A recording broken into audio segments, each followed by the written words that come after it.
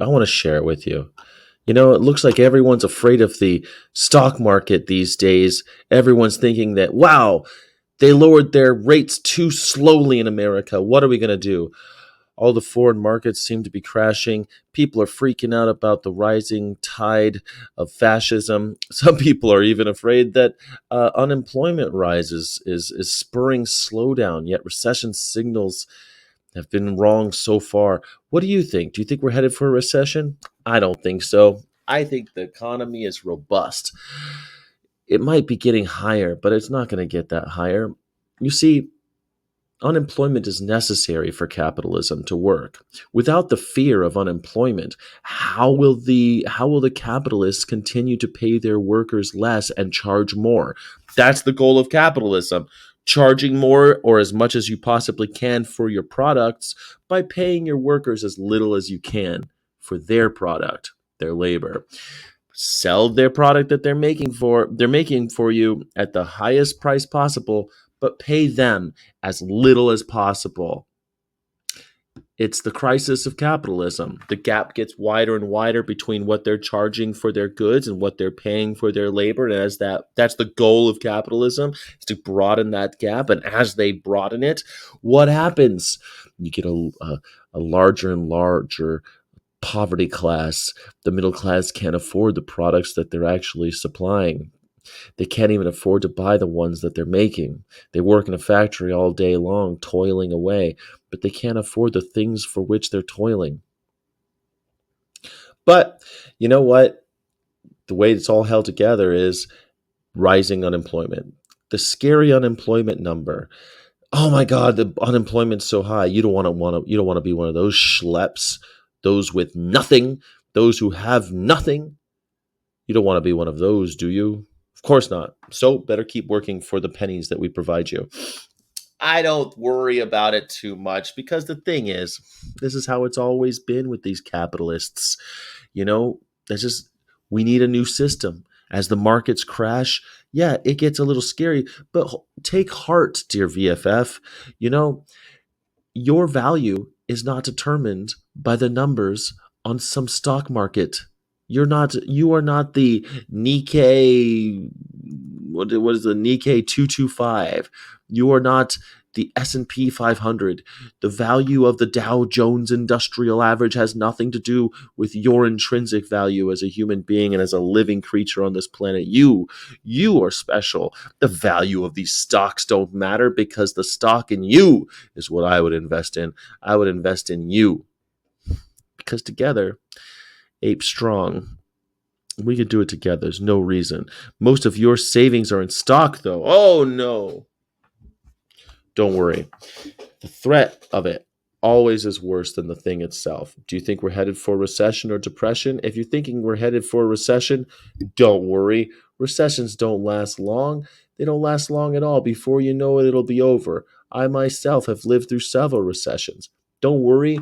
Your stock prices go down, but they always go up, and they continue to go up. You might jump out of the market early. You might sell all of your Bitcoin in order to pay off some debts.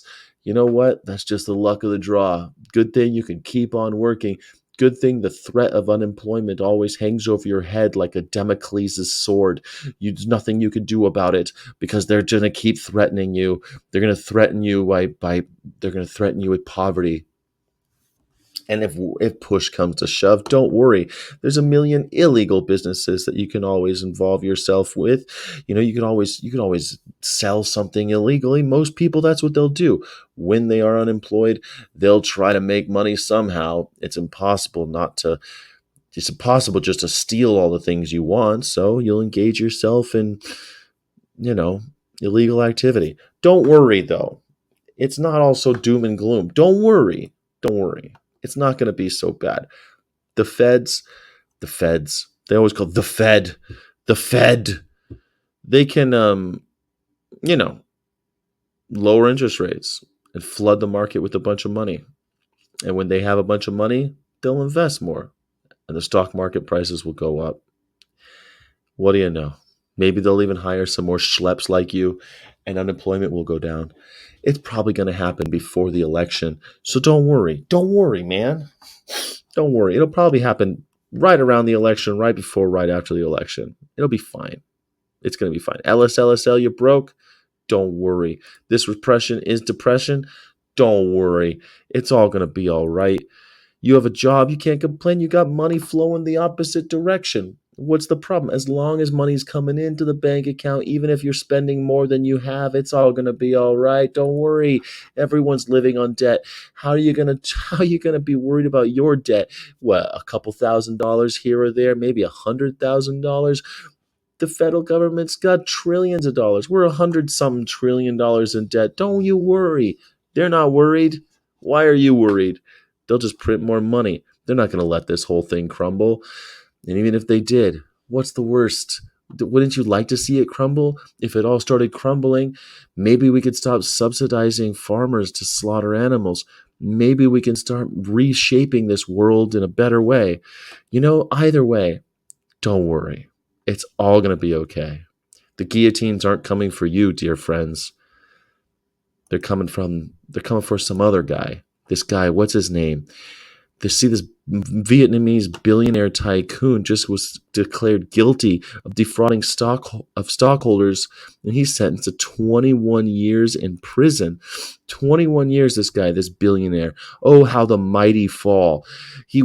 A prominent business tycoon, he defrauded stockholders of $150 million by falsely inflating the value of his company in a case that comes as the government cracks down on widespread corruption in the country.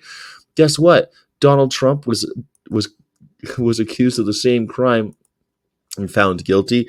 He wrongfully declared and inflated his business holdings, saying that there were condominiums and houses on his land that didn't exist, inflating the price of those lands in order to defraud banks out of lots and lots of money. But hey, this guy did it. $150 million. He's going to spend 21 years in prison. Well, it's these guys that the guillotines come for. Don't you worry. Don't you worry. The Elon Musks of the world might see time. Maybe they'll see decades of time. How many people has he defrauded? How much money has he made illegally? When can we see him locked up behind bars? This guy who says that he loves meat. He thinks the carnivore diet might cure his back muscle problems because he had a conversation with Jordan Peterson. These guys, pro meat, pro oil, pro slavery. These billionaires, sic semper tyrannis. Why not? What exactly is the reason for the crash now? They're blaming the Fed's slow response to lower interest rates.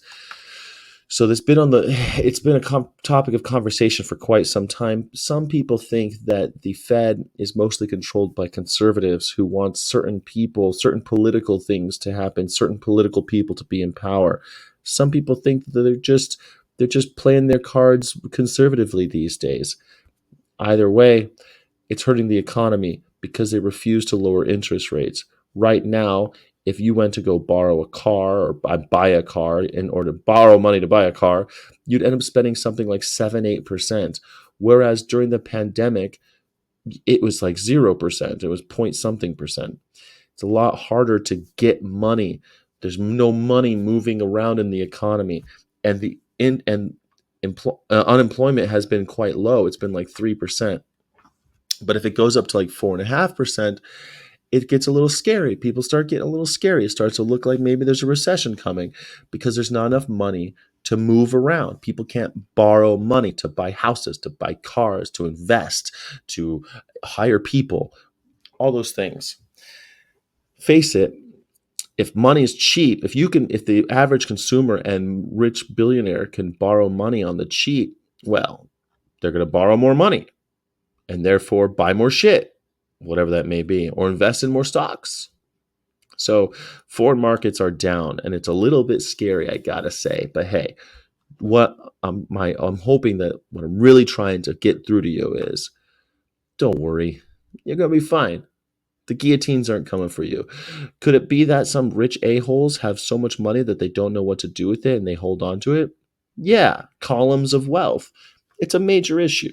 The fact that there are 3 or 4 people control most of the wealth in this country is a very large problem. But that's because of your friend Donald Trump. Well, he cut taxes for the billionaires and millionaires of the world. I mean, we all know what the real answer is: tax the rich, tax the corporations, and have lower interest rates for regular old people to buy houses. That would be it. That's it. That's it. Everything works out. So, yes. So it's an American thing because my shit is crashing in Germany. Yes, it's an American thing. Yep, it's an election year.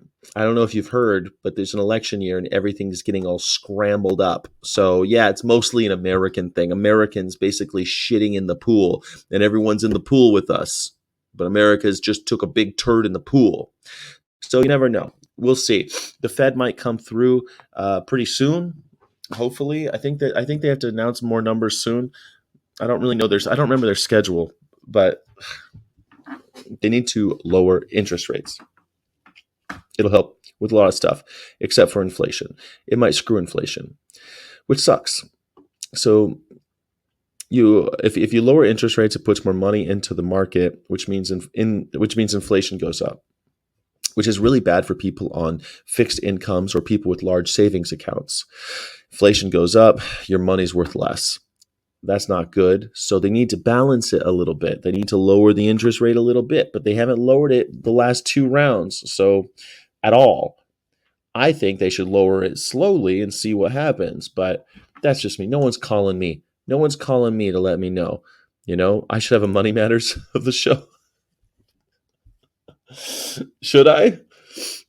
I know a lot about economics, but do you think it actually would be interesting for people? I don't like the fact that we associate our value with these numbers. I don't think that the Nikkei 225 or any of these numbers, the S&P 500, I don't think that these numbers denote our value as humans. And it really bothers me that people get so upset about the economy. It's going to be fine. It always has been. Every time it crashes, it comes back. It might get a little hairy, it might get scary and stressful, but rest assured, it always gets better. And it gets better, not only just heals, it always gets better and improves because we're constantly rebuilding the ship. Capitalism's a joke. We made up this shit. And we constantly have to find out how deep the waters are, where all the lighthouses are.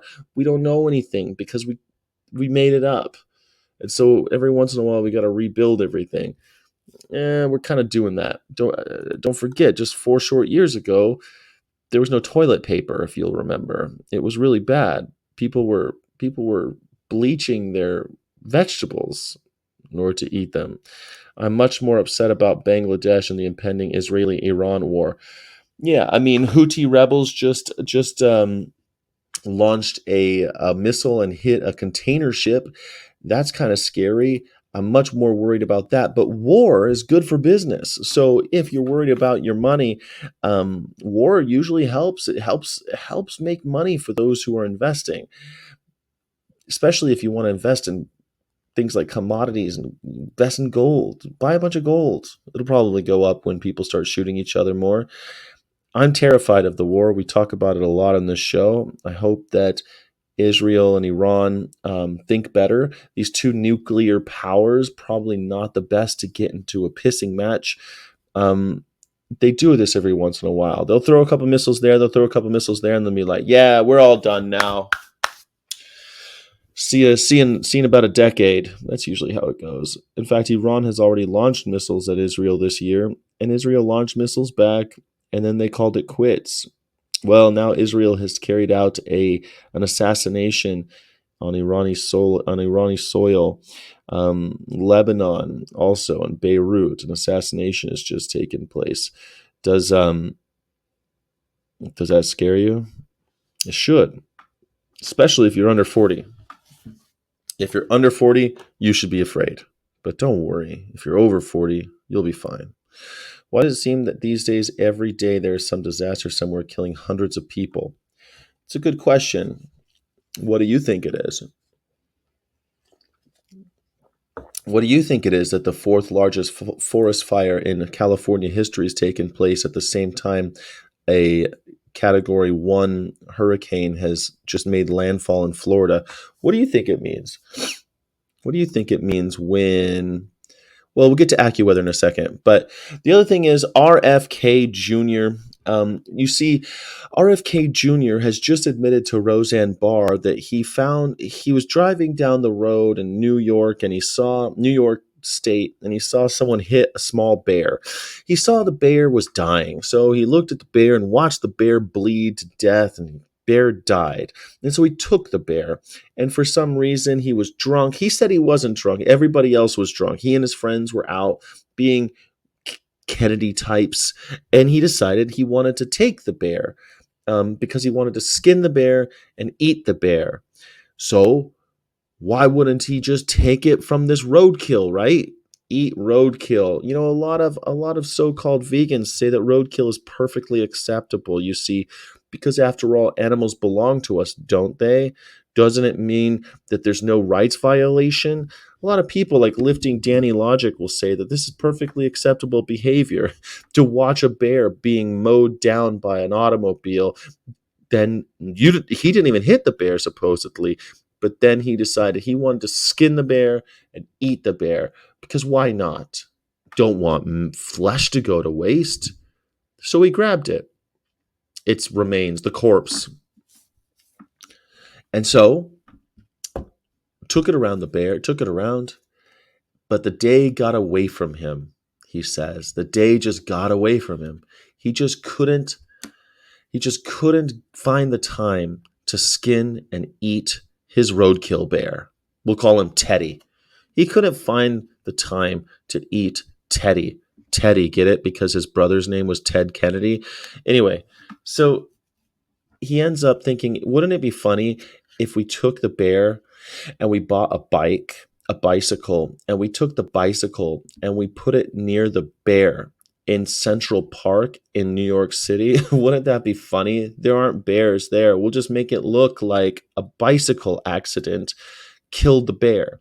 And that's what they did. They deposited Teddy in the middle of not Times Square, but what do you call it? Central Park. And they put a bicycle there. And it became like a media sensation for a few days. This happened years ago, but it became a media sensation for a few days because bears don't live in Central Park. And yeah. And then they did a necropsy, which is what they call an autopsy for animals, a necropsy. And they determined that the bear had been killed by a vehicle accident and not animal abuse.